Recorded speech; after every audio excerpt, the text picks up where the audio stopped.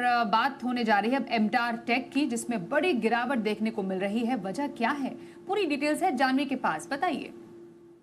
अगर देखें तो एमटार टेक में काफी बड़ी गिरावट आई है। 10% तक की गिरावट अगर देखें तो यहाँ पर आती हुई दिख रही है।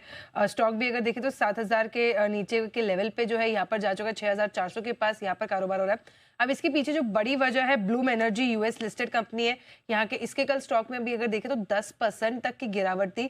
अब एमटार टेक अगर बात करें, ब्लूम एनर्जी के लिए क्रिटिकल सप्लायर है, कंपनी का मैन्युफैक्चरिंग पार्टनर है ब्लूम एनर्जी के लिए। अब दिक्कत ये हुई है कि ब्लूम एनर्जी का एक बहुत बड़ा डेटा सेंटर का प्रोजेक्ट चल रहा था, जिसमें ब्लूम एनर्जी काफी कुछ प्रोडक्ट सप्लाई कर रहा था।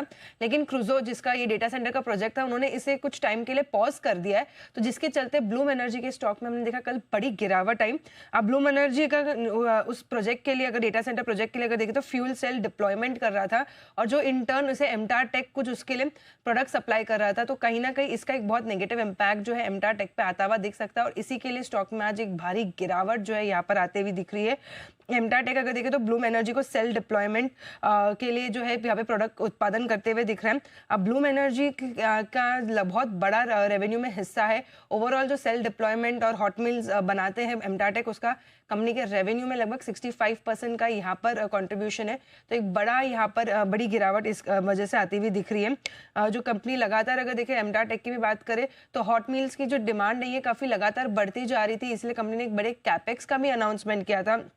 FY28 तक जो हॉट बॉक्स प्रोडक्शन की क्षमता फिलहाल 8,000 यूनिट है, इसे FY28 तक 30,000 यूनिट तक लेके जाने का कंपनी का एक बड़ा हिस्सा एक प्लान है क्षमता विस्तार का। तो अब जब ब्लूम एनर्जी के इस प्रोजेक्ट को एक पॉज लग चुका है, तो कहीं ना कहीं मार्केट एक्सपेक्ट करते हुए चल रहा है कि एमटार टेक पे इसका एक नेगेटिव इम्पैक्ट आता हुआ दिख सकता है, और नियर टर्म में फाइनेंशियल पे जो है प्रेशर दिखता हुआ दिख सकता है। और इसी के चलते यहाँ पर इतनी बड़ी जो है गिरावट आती हुई दिख रही है।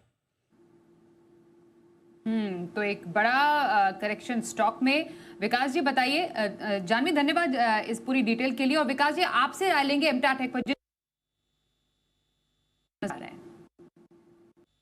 अब फिलहाल तो यहाँ पे जो रैली देखने मिली थी उसका एक रिट्रेसमेंट मुझे लगता है कंप्लीट करते हुए देखने मिलेगा। हालांकि नीचे में 5900 के आसपास ये फिसल सकता है, और वो बहुत इंपॉर्टेंट सपोर्ट है। अगर वो ब्रेक होता है तो 5300 के आसपास की रेंज यहाँ पे आती हुई देखने मिलेगी। तो ओवरऑल सेटअप वीक है। यहाँ पे एक प्रेशर बिल्ड होते हुए भी देखने मिल रहा है, तो मुझे लगता है नीचे आ सकता है। 5900 के आसपास का पहला लेवल है, और उसको भी ब्रेक करते हैं तो 5300 के आसपास का एक करेक्शन इस काउंटर में देखने मिलेगा। तो ओवरऑल सेटअप वीक है, तो नीचे के आने के चांसेस मुझे ज्यादा लग रही, तो थोड़ा सा यहाँ पे कॉशियस रहेगा। तो कॉशियस रहने की यहाँ पर सलाह आपके लिए। 5300 लोवेस्ट जो है स्टॉप लॉस और लेवल नजर आ रहे हैं एमटार टेक।